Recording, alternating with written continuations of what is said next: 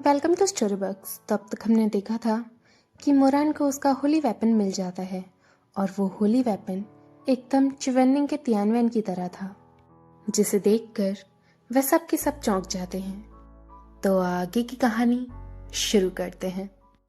किसी की तलाश वाले बक्से में तियानवेन का निकलना, जो कि हूबहू तियानवेन की तरह ही चमक रहा था।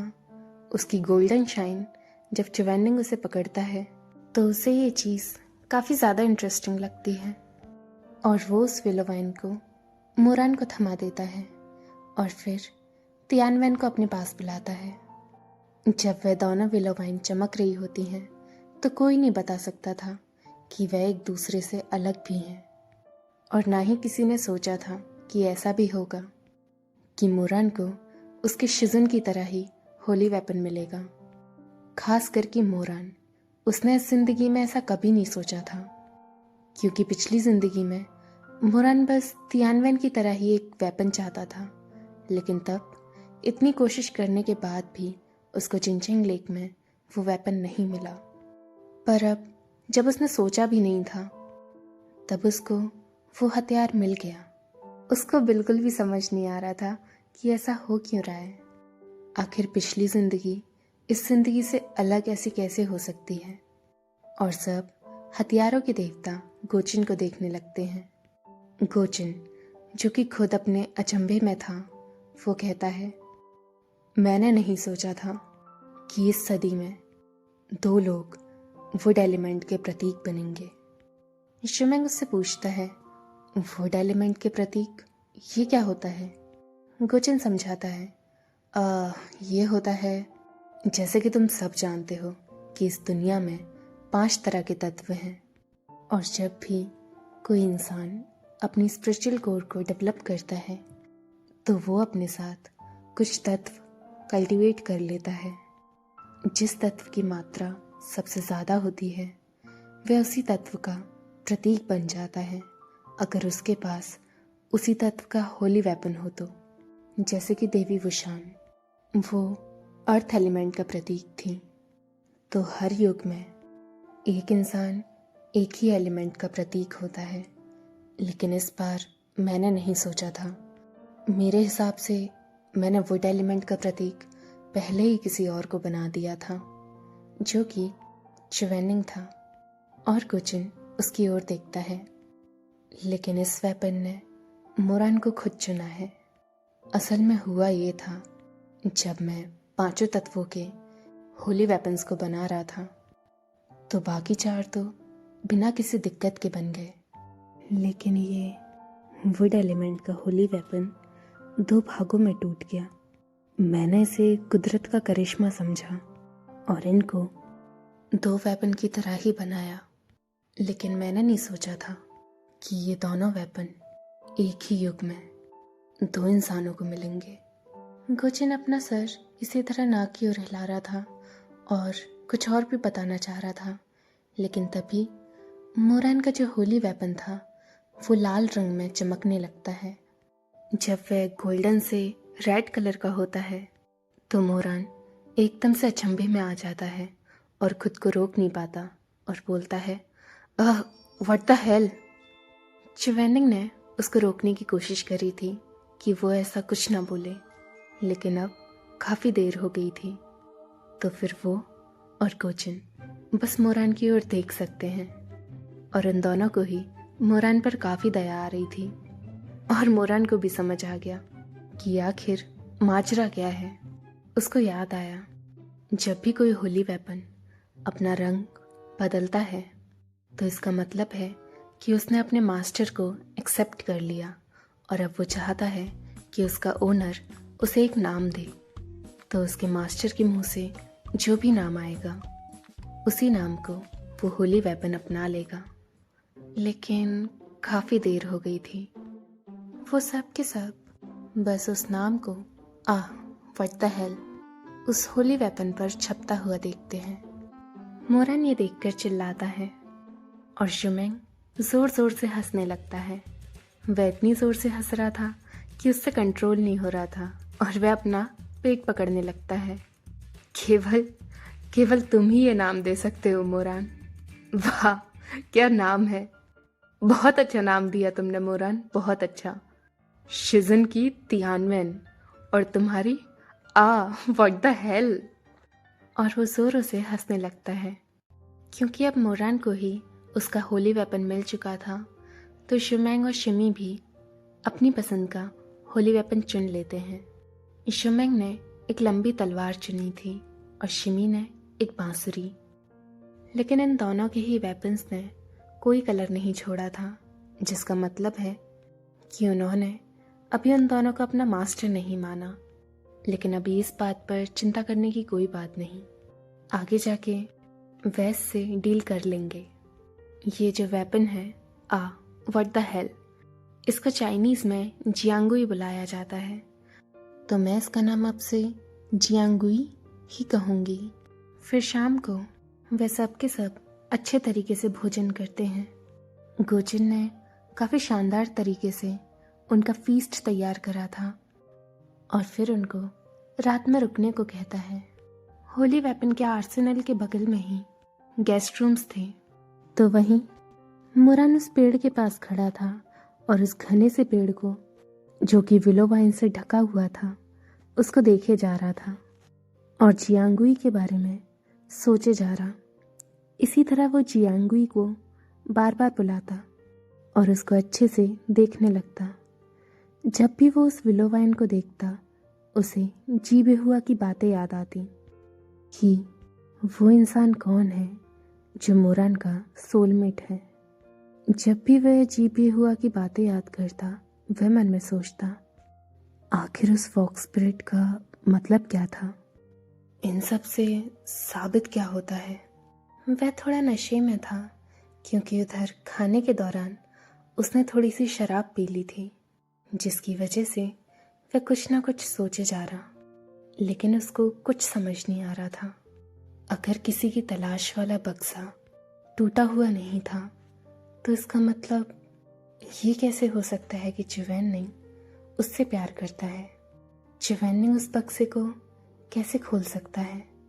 और वो मन में सोचता है, जाहिर सी बात है, मैं चिवैननिंग को पसंद नहीं कर सकता, और ऊपर से चिवैननिंग वो मुझसे कैसे प्यार कर सकता है।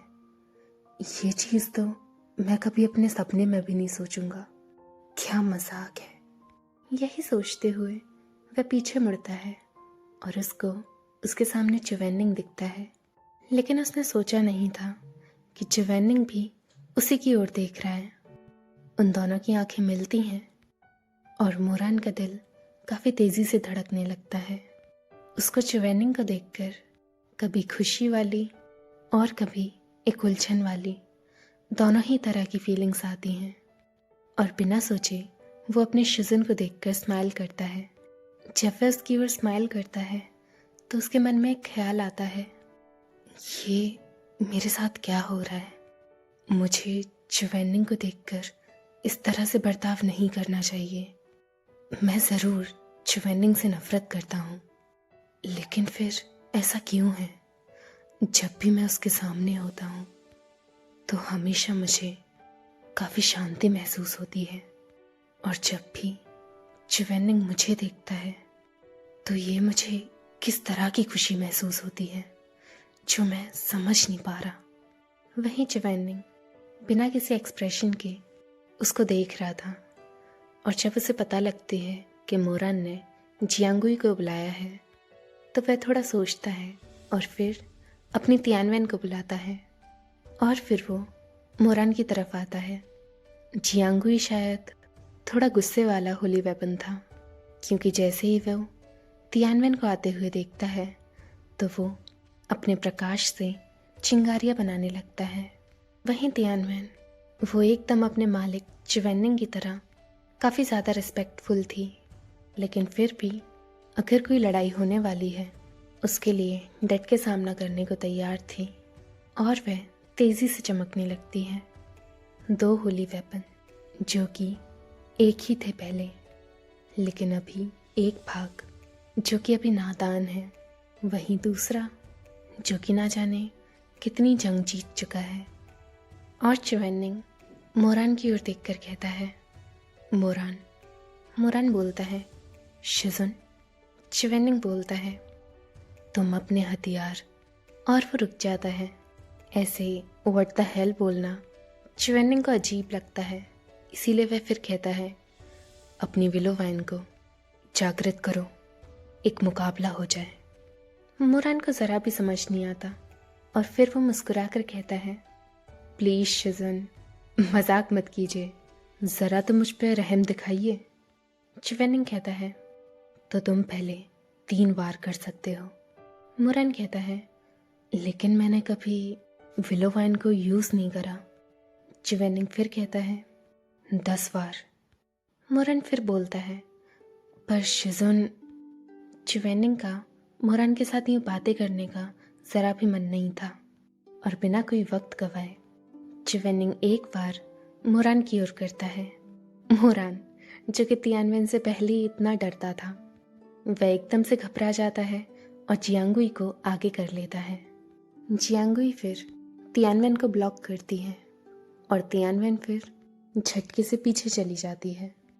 चिवेनिंग ये चीज़ देखकर मुरान से इम्प्रेस हो जाता है कि बिना विलो वाइन यूज़ करे उसे डिफेंस करना आता है। वहीं मुरान, भले ही उसने कभी इस विलो वाइन को यूज़ नहीं करा, लेकिन उसने चिवेनिंग को ये विलो वाइन यूज़ करते हुए ना जाने कब से देखा है। और क्योंकि उसे अच्छे से पता है कि चिवेनिंग का कॉम्बैट स्टाइल क्या है, तो वह चिवेनिंग के इस अटैक को डिफेंड कर सकता था। लेकिन फिर भी उसे काफ़ी ज़्यादा घबराहट हो रही थी। फिर वहीं झील के किनारे दोनों एक दूसरे से मुकाबला करते रहते हैं। चिवेनिंग ने खुद को रोके हुआ था और नॉर्मली ही मुरान से फाइट कर रहा था, लेकिन जिस तरह से मुरान ने उसके खिलाफ अपनी पकड़ बनाए रखी थी वो काफ़ी बेहतरीन था, जो कि चिवेनिंग को इम्प्रेस कर देता है। तियानवेन, जो कि सुनहरी थी, और जियांगुई एकदम लाल, दोनों ऐसे ही एक दूसरे के साथ डांस कर रहे थे और ऐसे अपने वारों के तले मिले हुए थे जैसे उन्हें अलग करना नामुमकिन हो। चिवेनिंग बस मुरान से प्रभावित होता जा रहा था। वहीं मुरान, वो पूरा थक चुका था। जहाँ उसे सांस लेने में भी दिक्कत हो रही थी, तो उसने चिवेनिंग की उन नज़रों में अपने लिए प्रशंसा नहीं देखी, क्योंकि उसे टाइम ही नहीं मिला। और फिर चिवेनिंग रुक जाता है और कहता है, तियानवेन वापस आओ। और तियानवेन वापस आ जाती है। वहीं मुरान तेज़ी से अपनी सांसें लेने लगता है। उसके पैरों ने दम तोड़ दिया था और वह ज़मीन पर बैठ जाता है। शिजुन, अब नहीं प्लीज़, आप मुझे परेशान कर रहे हैं। चिवेनिंग कहता है, मैंने तुम्हें 10 वार दिए थे, यानी कि 10 मौके। मुरान कहता है, 10 वार काफ़ी कैसे हो सकते हैं? आपको मुझे कम से कम 100 या 100 से ऊपर देने चाहिए थे। आह, मेरा हाथ, ऐसा लग रहा है कि मेरा हाथ अब निकल ही जाएगा मेरे शरीर से। शिमी मेरे हाथ दबा दो। वो इसी तरह से कहे जा रहा, वहीं शिमेंग उसे देखकर हंस रहा और वहीं शिमी दोनों को चुप कराने में काफ़ी ज़्यादा सहयोग कर रहा। और चिवेनिंग अपने तीनों डिसाइपल्स की ओर देखता है, लेकिन कुछ नहीं कहता। चिवेनिंग ने रियलाइज़ नहीं करा था, लेकिन उसके चेहरे पर एक मुस्कान आ गई थी। लेकिन फिर एकदम से वो उस मुस्कान को छुपा लेता है और फिर वो मुड़कर उस घने पेड़ की ओर देखने लगता है। उस रात मुरान अपने बिस्तर पर लेटा हुआ था और फिर वो अपने हाथ से जियांगुई को दोबारा बुलाता है और उसको देखने लगता है। शायद वह काफ़ी थक गया था, इसीलिए उसे पता भी नहीं लगता कि वह कब सो गया। वहीं मुरान की छाती पर जियांगुई भी लेटी हुई थी, जैसे वो भी अपने मास्टर की तरह सो चुकी हो। मुरान को पता भी नहीं लगता वो कितना सो गया, और तभी जैसे ही उसकी आँख खुलती हैं, उसको अपने हाथ पर काफ़ी ज़्यादा दर्द महसूस हो रहा होता है। वह दर्द के मारे उस बिस्तर से उठता है। उसको अपनी कलाई में काफ़ी ज़्यादा गहरा दर्द महसूस हो रहा होता है। वो दर्द के मारे बिस्तर से उठता है और जैसे ही अपनी कलाई देखता है, वो देखकर चौंक जाता है, क्योंकि उसकी कलाई पर एक गहरी चोट का निशान था और वो खून जम चुका था। वह सोचता है, क्या चल रहा है? मैं कहाँ हूँ? मुरन जैसे ही नींद से जागता है, उसकी आंखें एकदम अचंभित हो जाती हैं, क्योंकि ये उसका कमरा नहीं था। वह एक अंधेरी जगह पर था, जहाँ सीलिंग पर से हल्की सी हवा आ रही थी। मुरन को उस कमरे में कुछ नहीं दिख रहा था, सिवाय उन 3 दीवारों के। वहीं चौथी जगह पर एक लाल रंग की लाइट आ रही थी और उसका बिस्तर भी पत्थर था। और वो देखता है कि उसके हाथ और पैर बंधे हुए हैं जंजीरों से। और कुछ बुरा कहो तो वह अपनी स्पिरिचुअल पावर की मदद ले रहा था कि इन जंजीरों से आज़ाद हो सके, लेकिन उसकी स्पिरिचुअल पावर भी काम नहीं कर रही थी, जैसे कि किसी ने उसकी शक्तियों को रोक रखा हो। वह काफ़ी परेशान हो गया था और कुछ न कुछ सोचे जा रहा। तभी वहाँ पर जलपरियाँ आती हैं और मुरन उनकी ओर गुस्से से चिल्लाने लगता है, तुम पागल हो क्या? आखिर चल क्या रहा है इधर? और तुम्हें लग क्या रहा है? तुम क्या कर रहे हो मेरे साथ? मेरे दोस्त और शुजन कहाँ पर हैं? और ये गोचिन कहाँ पर है? ओह हेलो, मैं तुमसे बात कर रहा हूँ। लेकिन वो जलपरियाँ उसकी किसी भी बात का जवाब नहीं देती, चाहे मुरन उन्हें कितनी भी गाली क्यों ना दे दे। उन्होंने लाल कलर के कपड़ों में कुछ ले रखा था, जो कि काफ़ी बड़ा था, जैसे कि कोई इंसान हो। और फिर वो उस लाल कलर के कपड़े में जो बंधा हुआ था उसे नीचे रख देते हैं। मुरन उनको गाली देता है तो उनमें से एक जलपरी कहती है, अब बस भी करो, तुम्हारी बकवास सुन कौन रहा है? तुम्हारी शक्तियों से हमें फ़ायदा होगा तो हम तुम्हें खाली हाथ नहीं जाने देंगे, चिंता मत करो। दूसरी जलपरी कहती है, सच कहा, देखो जो हम तुम्हें देने वाले हैं ये तुम्हें काफ़ी पसंद आएगा। मुरन गुस्से में चिल्लाता है, आखिर तुम्हें चाहिए क्या? तुमने मुझे बंद क्यों कर रखा है? और ये मेरे बगल में क्या रख दिया है? एक जलपरी कहती है, ओह उस बिस्तर पे क्या है? दूसरी जलपरी बोलती है, ऑब्वियसली वो इंसान है जिसे तुम काफ़ी ज़्यादा पसंद करते हो, है ना? मुरन घबरा जाता है और कहता है, शिमी। वो जलपरी कुछ नहीं कहती, बस बोलती है, आखिर जवानी में जोश तो सबको होता है, क्योंकि अब हम तुम्हें लेने आए हैं तो हम चाहते हैं कि कम से कम एक दफ़ा तुम उसके हो जाओ और तुम्हें कोई रिग्रेट ना रहे। जब ये सब ख़त्म हो जाएगा तो तुम्हें समझ आ जाएगा कि हथियारों के देवता आखिर चाहते क्या हैं। ये कहने के बाद वो दोनों चले जाते हैं। वहीं वो कमरा काफ़ी ज़्यादा शांत था, क्योंकि मुरन बंधा हुआ था, वो नहीं चल सकता था, लेकिन वह कोशिश करे जा रहा, जिसकी वजह से उसके हाथ और पैर खून के हो चुके थे। और वह धीमी धीमी सांसें लेने लगता है और अपने बगल में उस इंसान को देखता है, जो कि सिर से लेकर पैर तक पूरे कपड़े से ढका हुआ है। उसका दिल काफ़ी तेज़ी से धड़क रहा था। आखिर गोचिन करना क्या चाहता है और उसको कैसे पता चला कि मैं शिमी के लिए क्या महसूस करता हूँ। लेकिन वह ये गंदे ख्याल शिमी के लिए निकाल देता है, क्योंकि वो उसको अपवित्र नहीं करना चाहता था। मुरन बस दीवार की ओर देखता रहता और काफ़ी तेज़ी से उसको सांसें आ रही थी। उसे समझ नहीं आ रहा था वो क्या करे। ना जाने समय की चाह वो कब से कर रहा था, लेकिन अब जब मौका आ चुका है तो उसको समझ ही नहीं आ रहा था। और धीरे धीरे वह खुद को शांत कर लेता है कि वह शिमी के साथ ऐसा कुछ भी नहीं करेगा, भले ही गोचिन क्या नहीं चाहता हो, और ना ही वो शिमी की एडवांटेज ले सकता। काफ़ी देर हो चुकी थी और जो बगल में उसके इंसान लेटा हुआ था वो हिलने लगता है। मुरन उसकी ओर देखता है और उसको बुलाता है, शी। वह मी बोल भी नहीं पाता कि इसके मुंह से निकलता है, जुन, शुजुन। और अभी तक जो मुरन ने मन में सोच रखा था कि वो ऐसा कुछ नहीं करेगा, अपने शुजुन की शक्ल देखते ही वो थॉट्स उसके अंदर वापस आने लगते हैं।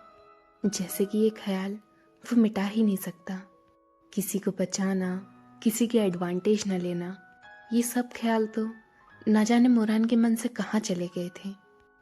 और मुरान का चेहरा पीला पड़ जाता है और वो मन में सोचता है, ये कोचिन और इस चिंचिंग लेक के जीव जंतु सबके सब पागल हैं, जो इन्हें लगता है कि मैं च्युवेनिंग को पसंद करता हूँ।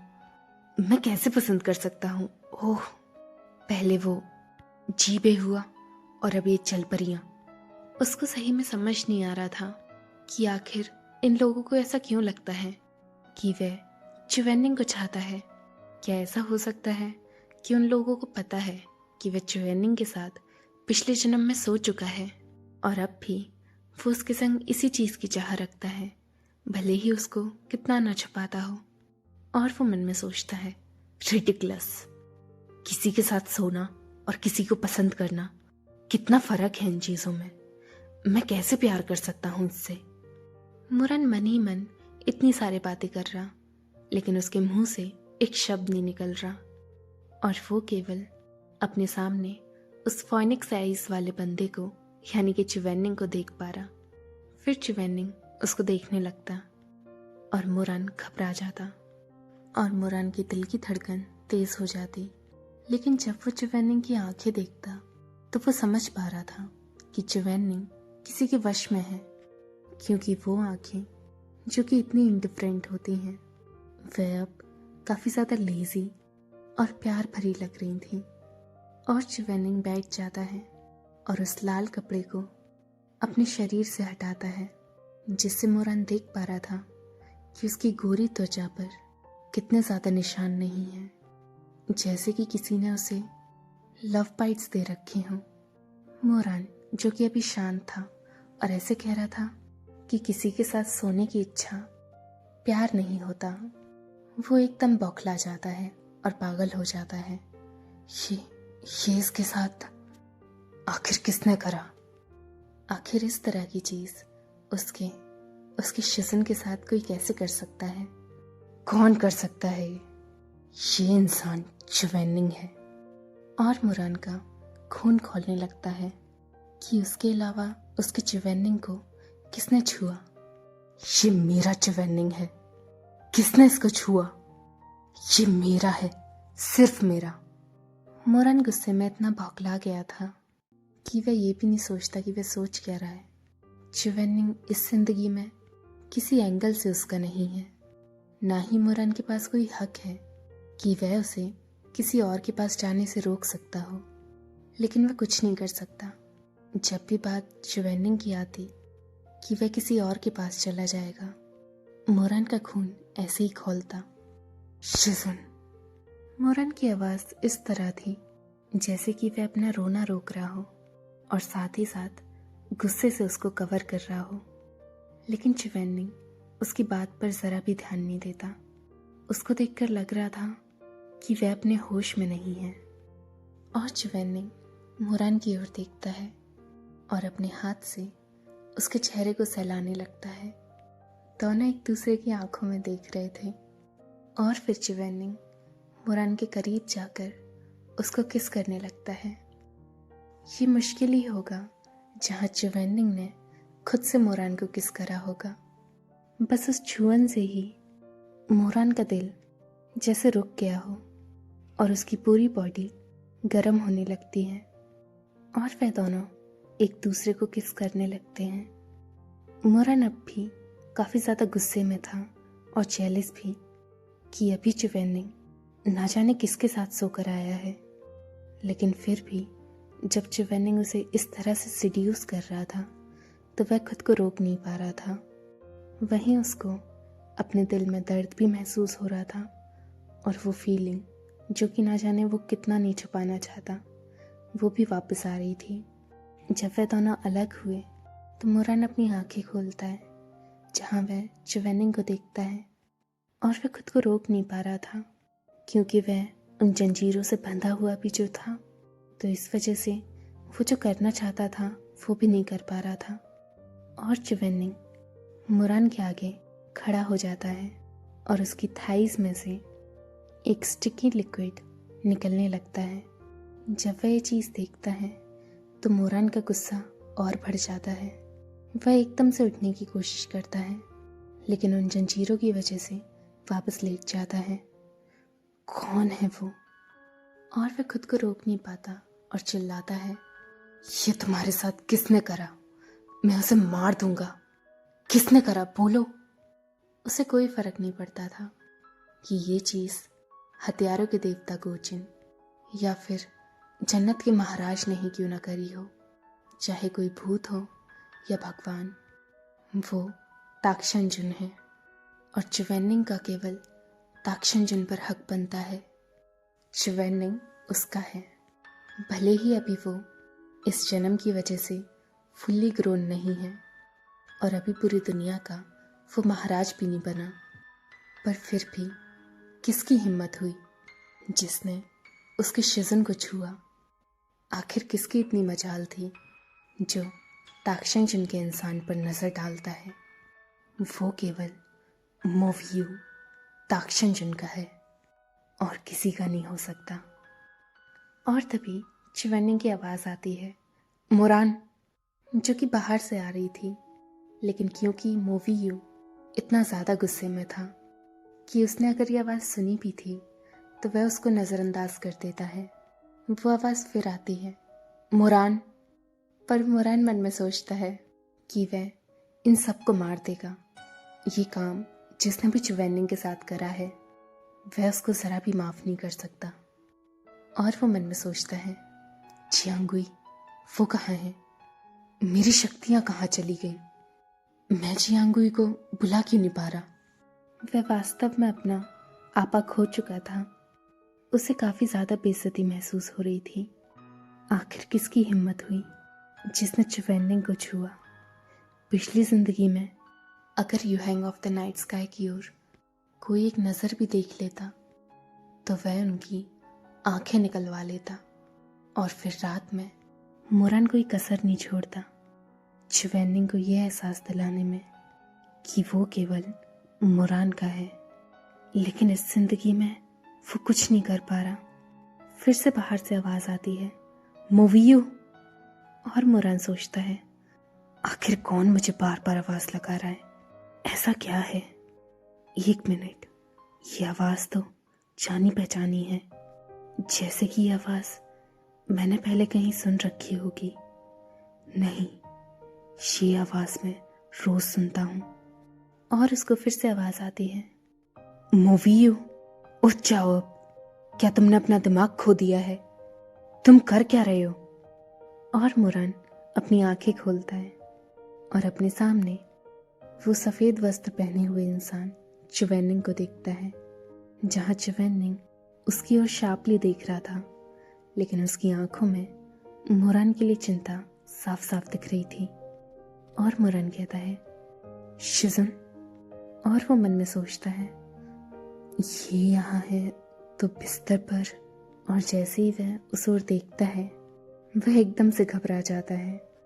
वो च्युवेनिंग है ही नहीं, बल्कि एक फॉक्स है जो कि मर चुकी है। और मोरान एकदम से घबरा जाता है कि अभी उसने इस फॉक्स को किस करा था। वहीं वो फॉक्स मॉन्स्टर जो था वो काफ़ी बड़ा था, लेकिन अब उसकी जान जा चुकी थी। और मोरान कहता है, ये क्या हो रहा है? वहीं च्युवेनिंग अपने तालिस्मान से उस फॉक्स की ओर इशारा करता है।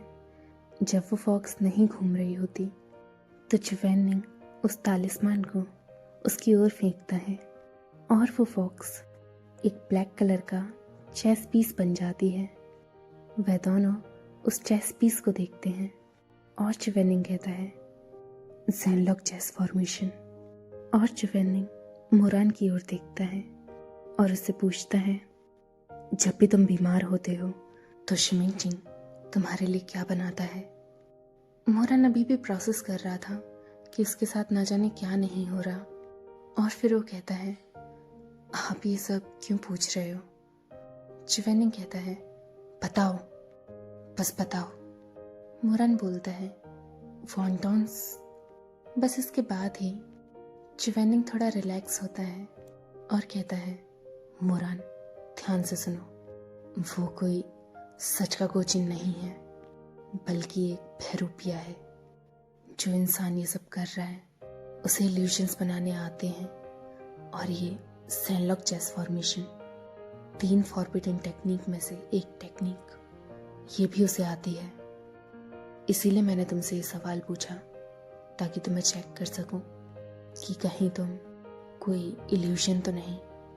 मुरान के पास अब कोई चारा नहीं बचा था सिवाय रोने के, और वो कहता है, अगर मैं एक इल्यूजन होता तो ये लोग मुझे बांध के कैसे रखते शिजुन। चिवेनिंग कहता है, मैं तुम्हें अभी मुक्त करता हूँ। फिर मुरान कहता है, हाँ शिजुन, ये शुमेंग और शिमी। चिवेनिंग कहता है, तुम्हारी तरह ही उनको भी नशा दिया गया था, लेकिन चिंता मत करो, मैंने उन्हें आज़ाद कर दिया। लेकिन उनको साथ में लेना खतरा होता, इसीलिए मैं उन्हें बाहर ही छोड़ कर आया हूँ। तुम उन दोनों से मिल सकते हो जब हम यहाँ से निकलेंगे। वही बात सैनलॉक चेस फॉर्मेशन की थी, तो चिवेनिंग ने इसके बारे में ज़्यादा बात नहीं करी, बताने की ज़रूरत भी नहीं थी। 3 फॉरबिडन टेक्निक में से सैनलॉक चेस फॉर्मेशन भी एक टेक्निक है, जहाँ किसी भी जीव या इंसान को चेस पीस की तरह ट्रीट करा जाता है, और कठपुतली की तरह वो तुम्हारे इशारों पर नाचता है। एक तरह से ऐसा कि जो तुम्हारा सच में दुश्मन है तुम उससे मिल नहीं सकते, क्योंकि वह हमेशा अपने प्यादे छोड़ देता है। लेकिन एक जीवित इंसान को प्यादा बनाना काफ़ी मुश्किल है, लेकिन बाय चांस अगर कोई इस चीज़ में सक्सेसफुल हो जाए तो वो चेस पीस आजीवन तुम्हारा वफादार रहता है। वहीं नॉर्मली मुर्दों को प्यादे की तरह ट्रीट करा जाता है, क्योंकि उन्हें कठपुतली बनाना ज़्यादा आसान है। लेकिन ये सब स्पिरिचुअल एनर्जी पर कंट्रोल करा जाता है। अगर तुम्हारी स्पिरिचुअल एनर्जी ज़्यादा है तो तुम किसी को भी प्यादा बना सकते हो। कोई भी सैनलॉक चेस फॉर्मेशन की हाईएस्ट लेवल की टेक्निक पूरी नहीं कर पाया, क्योंकि उसके लिए एक परफेक्शन चाहिए।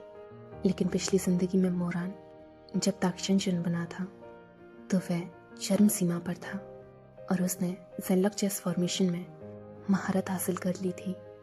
जिस वक्त मोरान चिवेनिंग का सामना करने जा रहा था, उसने कम से कम 100 प्यादे छोड़े होंगे चिवेनिंग की ओर। उस जंग में हर तरह के प्यादे थे, चाहे वो जीवित हो या मुर्दे, इंसान हो या जानवर, कोई राक्षस या ड्रैगन। मोरान ने कोई कसर नहीं छोड़ी थी। उसकी सेना में हर तरह के बीस्ट थे। उन्हीं में से ये एक फॉक्स कॉप्स का भी था, एक मुर्दा फॉक्स। उसको प्यादा बनाने के साथ साथ एक जादू का इस्तेमाल करते हैं, जहाँ उस फॉक्स पर उसी का खून छिड़का जाता है, और फिर वो अपने शिकार की पसंदीदा चीज़ बन जाती है और उसका रूप ले लेती है। और मोरान को आज़ाद करने के बाद वे दोनों वहाँ से निकलने लगते हैं, और मोरान पूछता है, शिजुन, आपको कैसे पता कि कोचिन नकली है? और इसी के साथ हमारा चैप्टर ख़त्म होता है। अगर आपको चैप्टर पसंद आए तो बताइएगा आपको कैसा लगा, और आगे जानने के लिए देखते रहिए स्टोरी बॉक्स।